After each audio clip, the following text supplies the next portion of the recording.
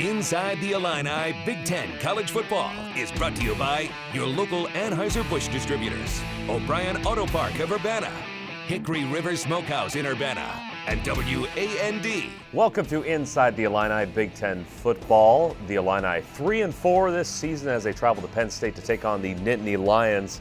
Hi, I'm Matt Lovelace coming to you from Hickory River Smokehouse in Urbana for the football show for Illinois football fans. Now we're getting to the point, like I said, at 3-4, where a lot of people outside the program are starting to have their hope dwindle a little bit. We'll take a look at the game against Michigan State that kind of helped do that. Plus, we'll take a look at the big topics around the Big Ten. And as always, to do all of that, we sit here with our panel of experts, Lauren Tate, columnist for the Champaign News-Gazette, and Steve Kelly, Sports Talk 1400.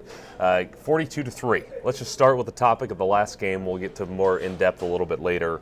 Initial reactions to where this team is headed this year. I don't like the score. I don't like the fact that the team only made one first down in the entire second half. I don't like the idea of only having 42 plays offensively in the football game. This was a definite fall off from what we had seen before, particularly offensively. Defensively, Illinois just can't stop any good team. Steve, what about the direction of the team? Well, it's hard to say when you look at the picture. We knew what the schedule was. We knew the first three games were really going to be difficult in the Big Ten. So those went, I guess, how you thought they might. Direction, mathematically, sure, there's still a hope to get to a bowl game. I don't know how realistic that is, but from the player standpoint, they got to go with something. They got to build on some idea, some goal, and that's it. Tough assignment today at Penn State, so it's not going to be easy. Definitely not any help to the morale losing Ryan Langford for the season. Let's just talk about how big of an impact that is. I mean, he hadn't been as impactful in the receiving game this year, but just really about the most positive guy you see on that receiving corps. That's true, and he's a deep threat, and has hit some big. It had some big receptions, but I think that Steve Hull can replace him as an individual. He'll be back this way. I think Hull shows some real talent as a receiver, and I don't think that's the problem. I think that Illinois, from a health standpoint, generally speaking, I know Bentley's out, but generally speaking, at this time of the season, you're hitting November here, and they're pretty good shape, particularly offensively, other than Langford. What do you think? Leadership hit there more than anything? Yeah, probably, and he can still provide that. Right. Even though he's not playing, he can still be a leader, carry that leadership role. But as Lauren mentioned, the problem's on the other side of the ball. So on the defensive side, they can't stop anybody, can't stop really, especially good teams. Penn State's been up and down offensively. It'll be interesting to see if they can contain them at all today. And we'll talk about, like I said, more next. I was looking up some numbers. During this 17-game Big Ten losing streak, 2011, they lost those 6 games by 11 points. Last year, they lost all 8 games by 23 points on average. This year, they're losing them by 28 points on average. That's not progress. You mentioned which teams they've played so far, but 17-game losing streak, the average game is losing by 20. Things haven't looked good so far. That'll keep you around, right? We're going to watch more of this show. No, a lopsided loss Saturday. We'll talk about the game against Michigan State, find some positives from it, a couple of big plays as well, and maybe some early chances to seize momentum. We'll get the highlights next on Inside the Illini, Big Ten Football.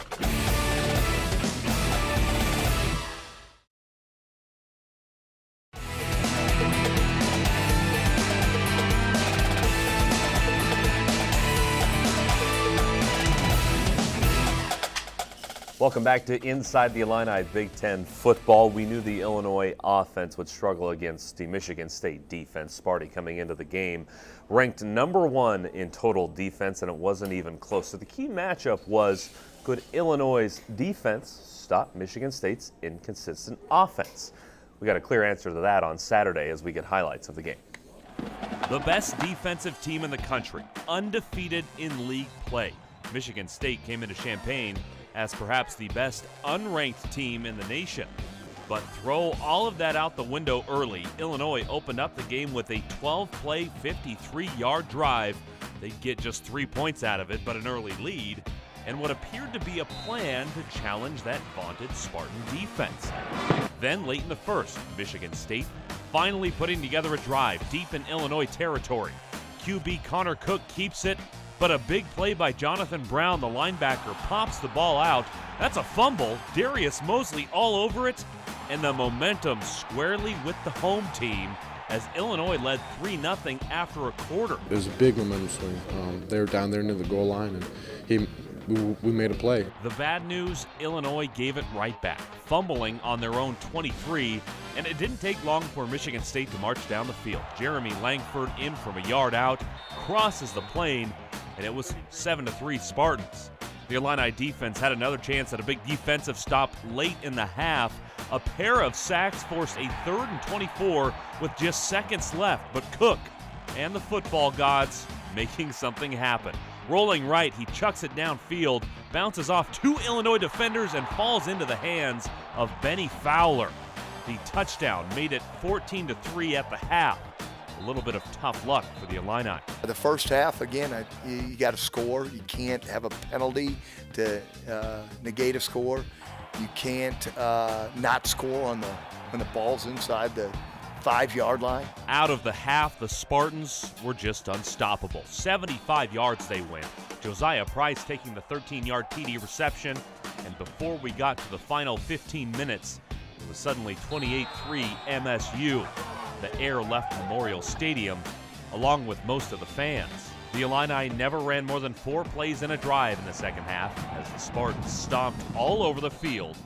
42-3, the final. We got to continue to believe that we're a good team and continue to harp on the fact that, this isn't last year at all. Nobody else is going to feel sorry for us, on the rest of our schedule. We got to be able to put 4 straight quarters together. I thought we did some good things in the first half, and, we just weren't able to capitalize on the second half. And looking at the numbers from the game, we do see they were terrible. I don't know how else to put it. 477 to 128 was a yardage comparison. Michigan State really ran all over Illinois with, like I said before, kind of an inconsistent offense coming in. They sure looked okay. Well, one of the things we forget is all those third down completions. I mean, 14 out of 16 converted on third down, and 15 out of 16 passes completed. We haven't even discussed that phase of it. I mean, the secondary was in really sad shape. Yeah. They weren't close to those receivers. Yeah, the Illini with a whopping 1 yard rushing the football. But Michigan State came in number 1 in the country. I'm sure they're still number 1 in the country after that number. They were only giving up 59 yards rushing and not much in the ground game. And as the game got away, obviously you don't run as much. But Donovan Young was a no-show, so to speak. Did not carry the ball. Did not make an offensive play in the ball game that I remember anyway. Certainly didn't carry the ball for the first time in a long time. What do we make of that? Well, just imagine the mindset of being the 1-2 runners for Wisconsin, for instance, and they're already up over 1,600 yards, and you got Donovan Young that doesn't touch the ball. This is 1 year ago. He is not only the leading rusher, he was the leading receiver on the Illinois football team. He did not touch the ball Saturday. That's worrisome because I don't know where Donovan Young is mentally right now. He can't be happy. I wouldn't think so, especially if there's nothing wrong with him physically. Well, he got in on some special team plays, but that was it. Josh Ferguson had that 21-yard run. He said the 1 yard, that was in the first half. Whatever percentage of that is, 82% of the yards were gained on one play. Concerns in the running game, was this more of a Michigan State dominance, or did Illinois just fail in so many offensive categories? Well, I think it's yes and yes. Yes, there you go. Well, let's understand something. Illinois early was pretty impressive. Reasonably impressive. I mean, should have gone ahead if they could score from the 1 yard line. Actually scored a touchdown, had a call back on a holding penalty against Hill, the center. But Illinois at that time was competitive. As soon as Michigan State marched 99 yards, it's the old story. Something bad happens to your team, and they're looking for something bad to happen, and it does, and then everything just falls apart. And I think that's indicative of it happens over the course of a game, and it seems like it's happening over the course of a season right now as well. Yeah, they led 3-0 after the first quarter, and as Lauren said, early in the second quarter could have been even more. They were moving the ball a little bit, but they couldn't respond to that Michigan State long drive, and they put up 14 in the second, 14 in the third, and 14 in the fourth. 42 unanswered. Unbelievable there. And this is, it's a continuing problem. We keep talking about the third quarter. Illinois now has been outscored 41-7 in the third quarter in 3 games. Well, why can't they come out of the locker room? I don't know, but they keep talking about Illinois wears down. You're not wearing down when you come out in the third quarter. You just got done resting for 15 minutes, right? I mean, you're not worn down then.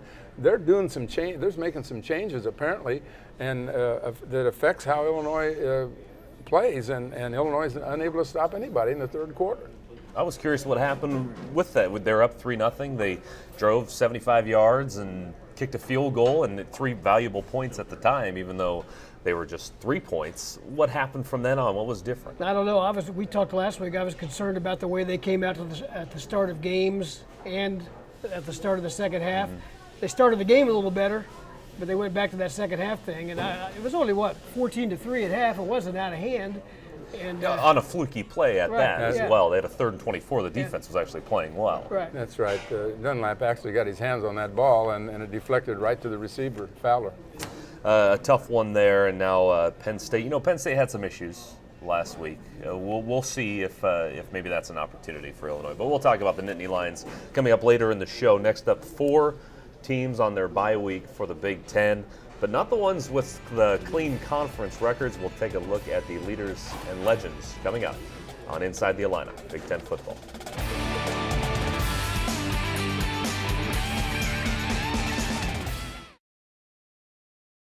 The Inside the Illini Weekly MVP recognizes the top Illinois player from the last Fighting Illini game, in a game that was low on highlights for the guys wearing orange. The senior linebacker once again stepped up when needed.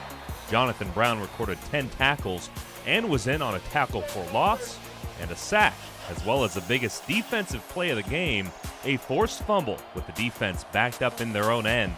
Brown leads the conference with 11 tackles per game.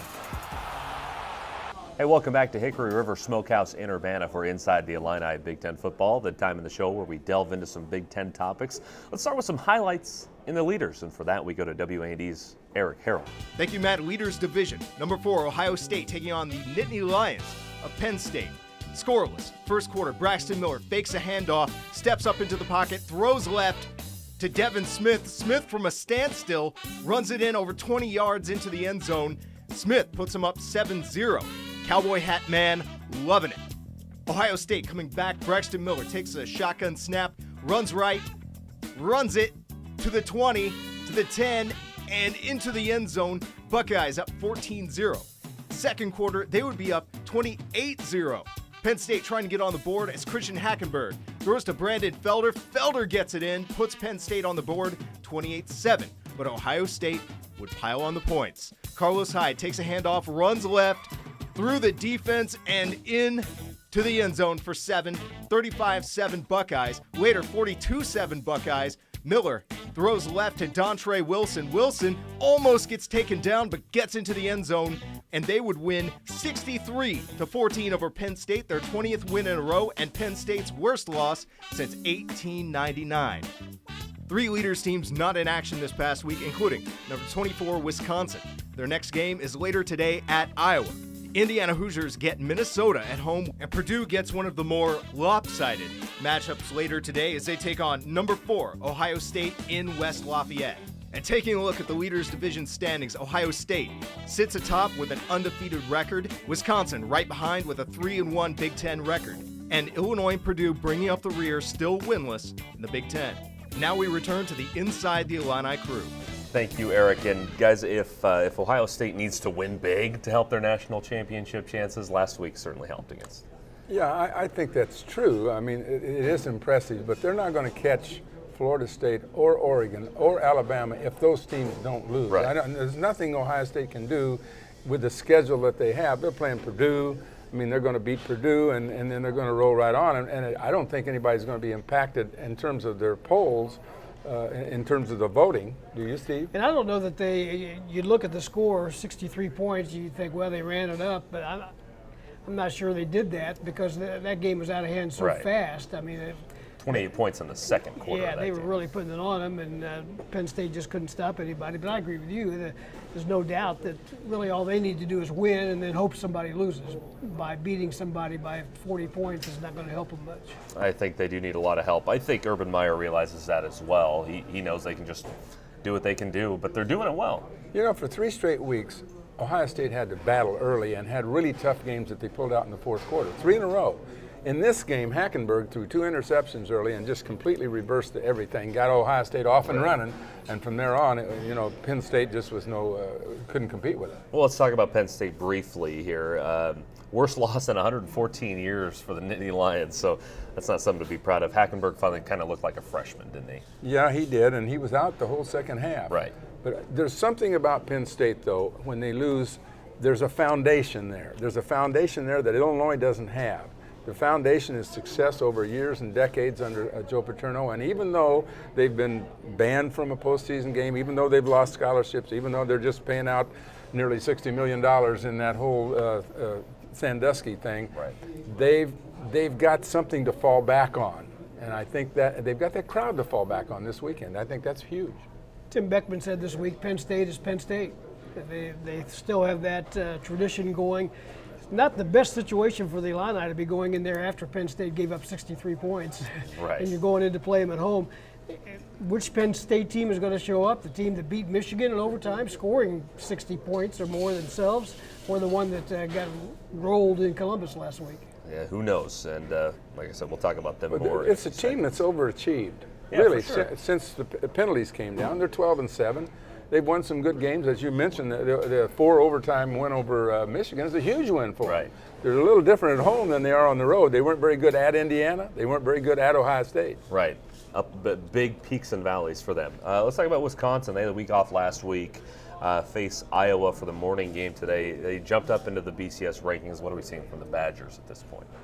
They're gaining ground. They're gaining momentum. They're getting stronger. Their running game is strong. Their defense is getting better. The quarterback is playing pretty good. I think Wisconsin is a team on the move. I think they're going to get a big bowl game. I think they will too. This is a test today. They're going on the road at Iowa. Really Iowa's is. played pretty good at home, and that's a pretty good rivalry over the years. But their running game is so good that can carry you a long way.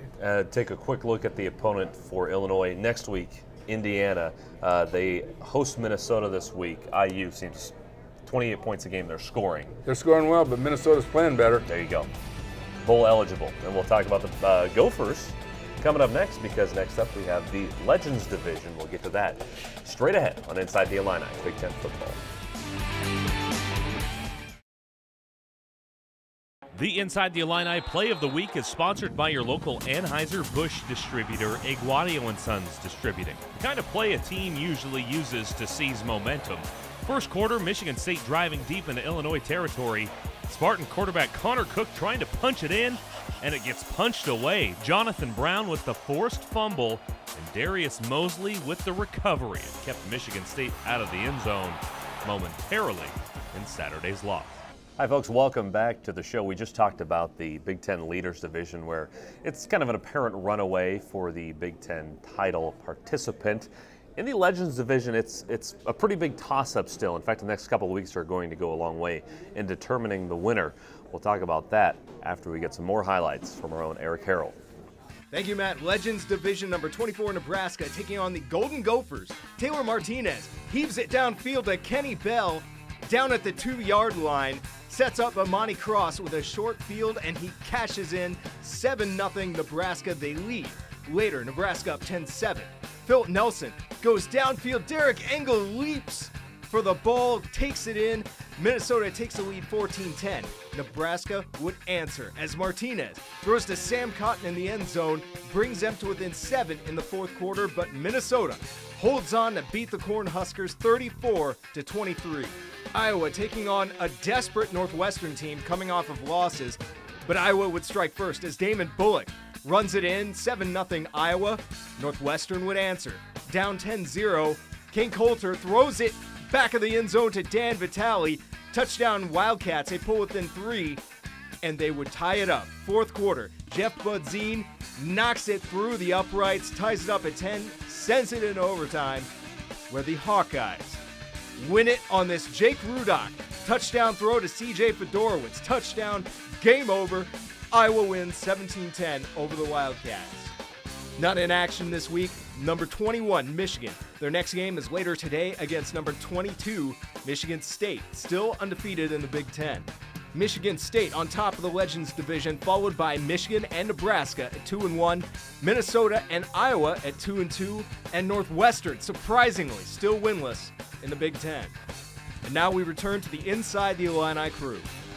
Thank you, Eric. Now, guys, let's start with Michigan State. Earlier in the show, I said they were the best unranked team. I guess that was last week. The best unranked team in the country. They're 7-1, and they finally jumped into the BCS rankings there at 22nd. Are the Spartans maybe a little underrated after what we saw last week? What do you think is taking? I don't understand that. I'm high on Michigan State. I think when you got the #1 defense, and this is legitimate. This isn't just this year either. I mean, this has been building. They got terrific coaching on that side of the ball. Why isn't Michigan State ranked higher? I don't know, but even their own fans have kind of been undersold on them so far, mainly because of the offense, I think, and the inconsistencies there. But you're right, they're 7-1, 4-0 in the Big Ten, sitting right on top with a big game today that we'll talk about as we move along. Yeah, it'll be interesting to see. I mean, they have a big game today and then a big game next week at Nebraska. It'll be interesting to see if they break that barrier. They could legitimately compete with Ohio State. And suddenly Michigan State's going to the Rose Bowl, if that happens. Well, they never get enough credit. They've beaten Michigan 4 out of the last 5 times, but how many people outside of Michigan know that? Right. You know, it's just something that they're just kind of underrated. And I think Steve's right. I mean, the offense, Connor Cook has been real slow to come around until he faced the Illinois secondary, and then that worked out pretty good. But I think this is a team gaining confidence, and it's a team that knows what its job is, and they know where to hang their hat, and it's on defense, and defense is going to be awfully important in this game. And we'll talk about that game, that Michigan State game. Steve, let's go to you for our first thoughts on Michigan here. A little bit inconsistent offensively. Can they match up against this Michigan State team? Well, can they? Yes. Will they? I don't know. But it's hard for me to get a handle on Michigan. I've got a better feeling about Michigan State than I do Michigan as far as the direction they're going. I think Michigan State's really good. Michigan is up and down. I know we'll talk about it a little later in our picks, but I like the position Michigan State's in right now. It's kind of those 3 teams, Michigan State, Michigan, and Nebraska, all kind of playing each other. We're going to find out a whole lot more about them in the next couple weeks. What about Nebraska? Well, the attitude's altogether different at Nebraska as opposed to Michigan State. Michigan State knows who they are. Nebraska's trying to figure it out, and the fans aren't happy with Bo Pelini. They're just not. I mean, that's what the case is, and Nebraska better finish strong, or they're going to be after him hard. And they face Northwestern this week. And Nebraska, Nebraska football is the only game in town, so it gets all the scrutiny. They're not happy with Bo Pelini when they're winning, let alone when he's having trouble beating Minnesota and Minneapolis. Northwestern lost to Iowa. We talked about Iowa has been they're 5-3. They've been a team that's been able to beat teams. What about Northwestern? 0-4. Well, I've said this, and I don't know how much truth there is to it, but when you spend a year just waiting for one game, it was the Ohio State game, and they played great in it, and they lost. How do you play the next week? Well, against Wisconsin, they didn't show up, and now they're struggling to try to get back and get their equilibrium. That's a shame that you let one game do that to a season, and I think you're right on with that analysis. They've had trouble showing. And injuries too. Yeah, that's right. And that offense is tricky at times, but has not had the answer lately. Well, we talk about Illinois' front end of their schedule being tough. After this 0-4 start in the Big Ten, Northwestern travels to Nebraska. They host Michigan State and Michigan. Those are their next 3. So Northwestern not only went from thinking they might compete for a Rose Bowl spot, they're in trouble of not making a bowl at all. So tough situation up there in Evanston. Well, up next is our Inside the Illini Spotlight, a guy whose road through his college career has been just about as rocky as anybody we've ever seen. We'll talk about offensive lineman Corey Lewis. Great story there coming up next on Inside the Illini Big Ten Football.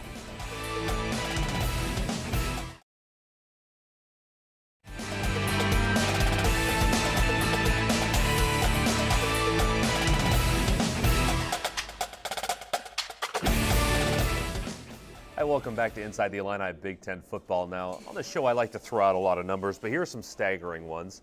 3 ACL tears, 5 knee surgeries, and more than 30 games between appearances. It's been a tough road for senior offensive lineman Corey Lewis, but he's back. and his teammates love him. Our Noah Newman takes a look at Corey Lewis in our Inside the Illini Spotlight. I hope you got some time, because I could talk about Corey Lewis forever, and I have these guys in front of me going, oh, it's Corey Lewis story again. It's one of the great stories in college football, the comeback of Corey Lewis. The story of Corey Lewis is college football, it's college athletics. A young man that was told that he would never play football again, a dream that he had that was taken from him. After playing in every game his sophomore season, Lewis tore his ACL in the 2010 spring game. Then on the long road to recovery, he tore it again, twice. I missed 31 months of football. You get frustrated and things like that, but I just continue to fight, you know, with the support of my teammates, my family, and my friends and things like that. The hard work paid off last fall when Lewis took the field at Ohio State for his first game in over 2 years. This spring, he was granted a medical hardship waiver, allowing him to come back for a sixth year. It's been very special for me. You know, I look forward to every day. I look forward to these opportunities. I look forward to just being with my team every day. I look forward to meetings, practice. I look forward to every game, every play, because having the game taken away from me for so long, you know, I missed out on those things. He started every game this season, and today will be an extra special one, a homecoming for the Pennsylvania native, the latest chapter in an unbelievable comeback story. Seeing a lot of family for the first time in a long time, so I'm really looking forward to it. It's kind of one of the reasons why I came here. I wanted to have the opportunity to go back home and get this win. Thank you, Noah, and what a great kid Corey is.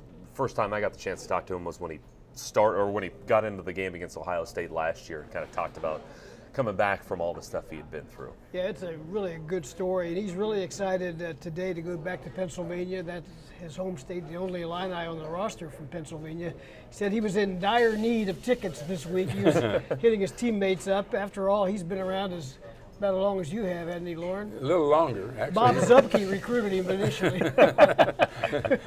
Zupke knew what he was doing. He did. That was a good choice. You know, he's the only senior in that starting offensive line. They're going to be back intact almost, and he's going to be hard to replace, although I think they probably think they have a freshman in Schmidt that's going to do it. But the Illinois offensive line has held up reasonably well this year. That's not the problem.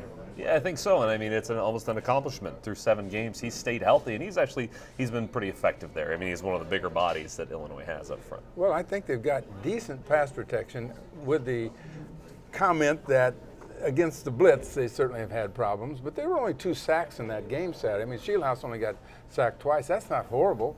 I mean, comparatively speaking, definitely. That's a good performance.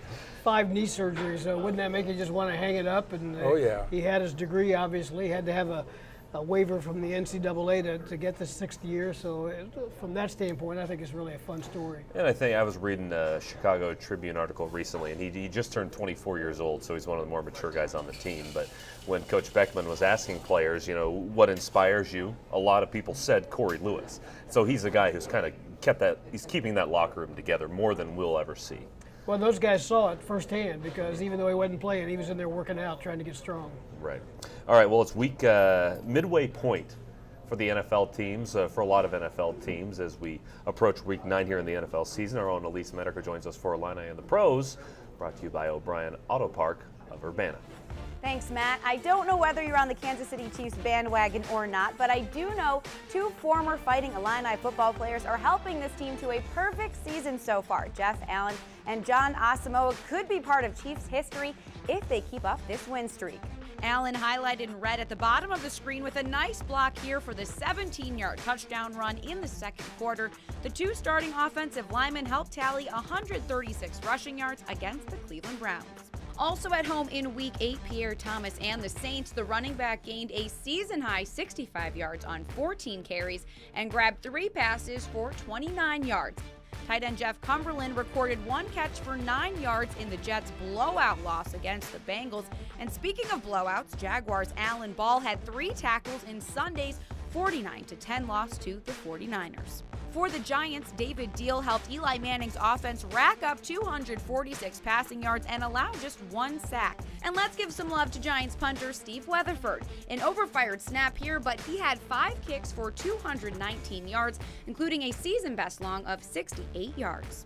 Some movement among the Illini in the NFL. Martez Wilson had his first workout with the Raiders last week after being claimed on waivers from the Saints. Also with the Raiders, offensive lineman Jack Cornell promoted. He was signed off the practice squad last weekend. He did not see any action in Week 8. And Corey Legit making moves in a different way. He was in Champaign for Illinois homecoming as the Chargers had a bye week. I'm Elise Menaker for Inside the Illini.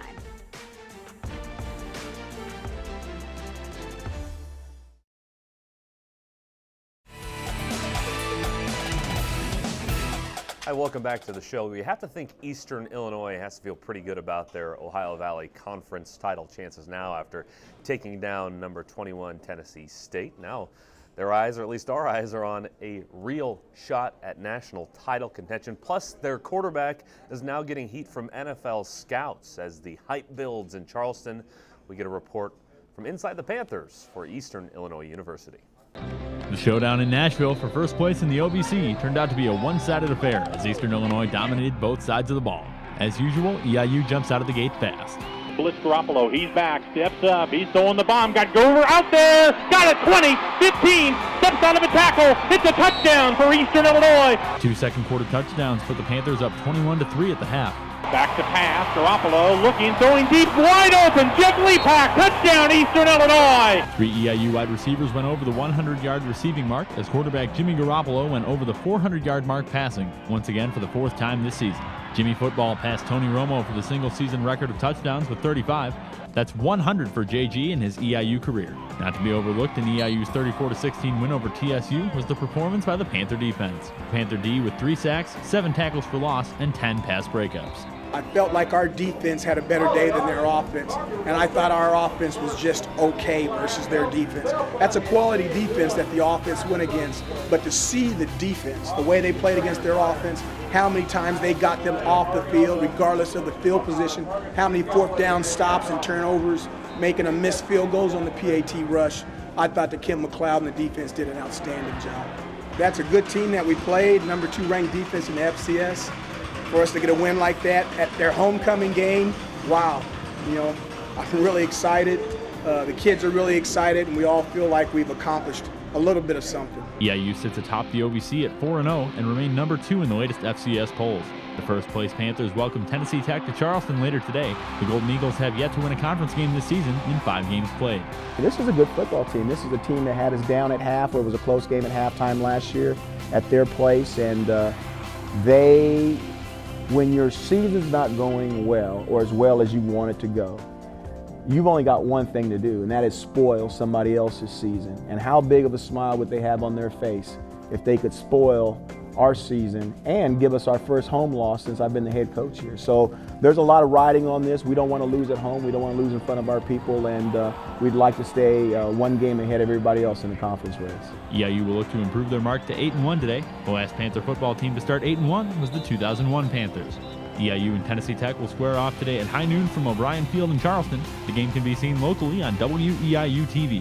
Reporting on the Eastern Illinois Panthers for Inside the Illini, I'm Brad Kupiak of WEIU. As always, thank you to EIU for that report. We wish the Panthers luck as they take on Tennessee Tech, who, by the way, 0-5 in the OVC. Next up, our Pick'em, brought to you by Hickory River Smokehouse. We'll make our picks about Big Ten, big games across the college football landscape. 3 games that pit ranked opponents against each other. That's straight ahead on Inside the Illini, Big Ten football.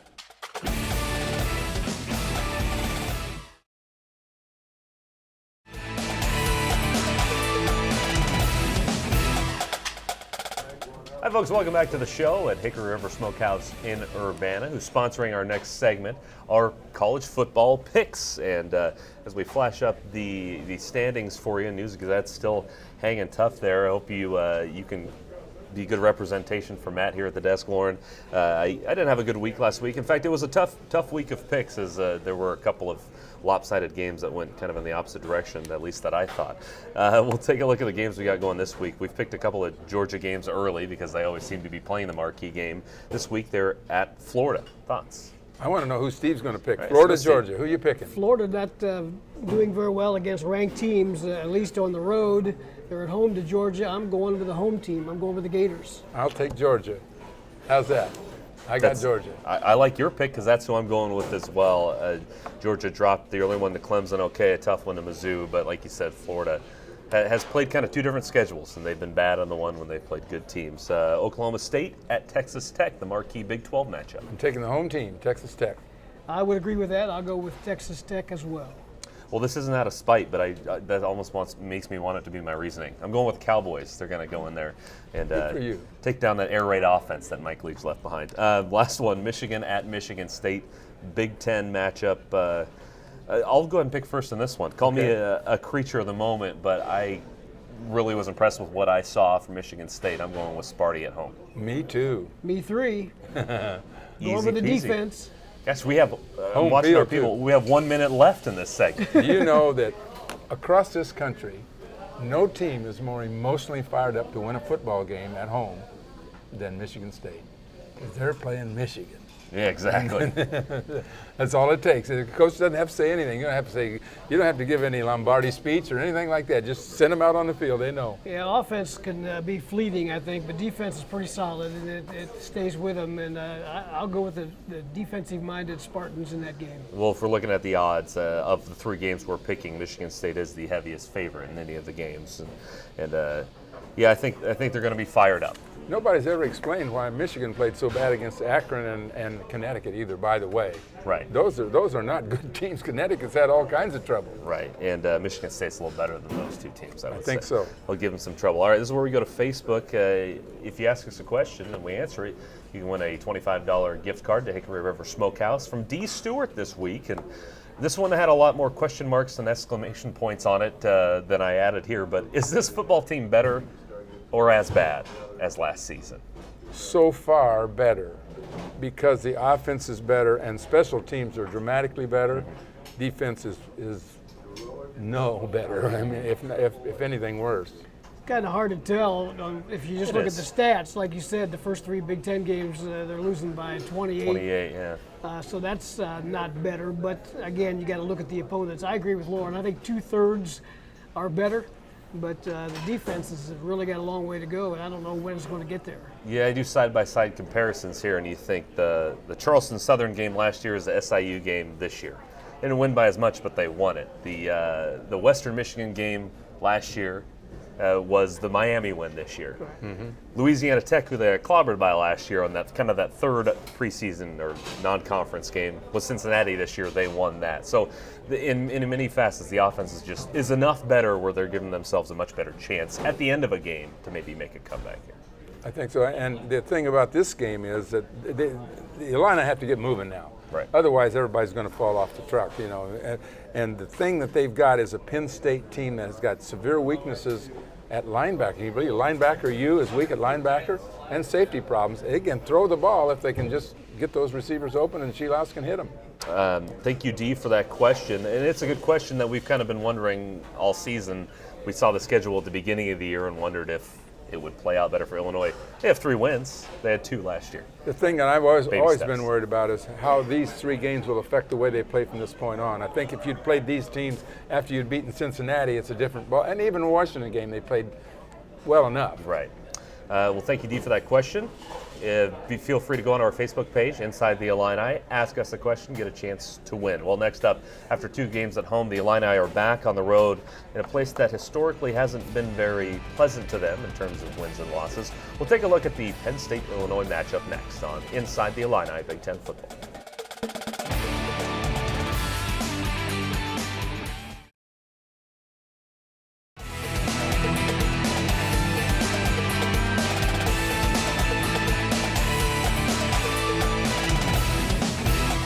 Welcome back to Inside the Illini Big Ten Football for the final segment here on the show. Now, it's been an up and down year for the Penn State Nittany Lions. In fact, look at the last 6 weeks for Penn State.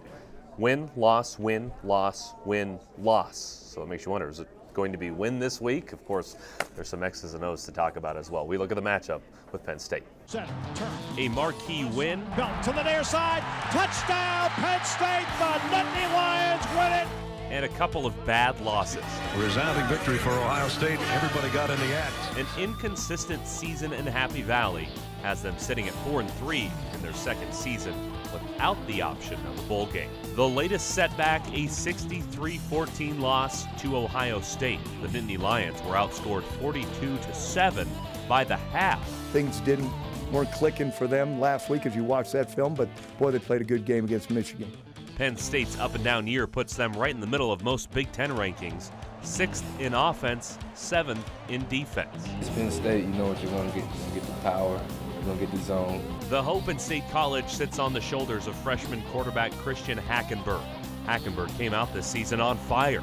In his first 3 college games, he completed 72% of his passes and averaged more than 280 yards a game.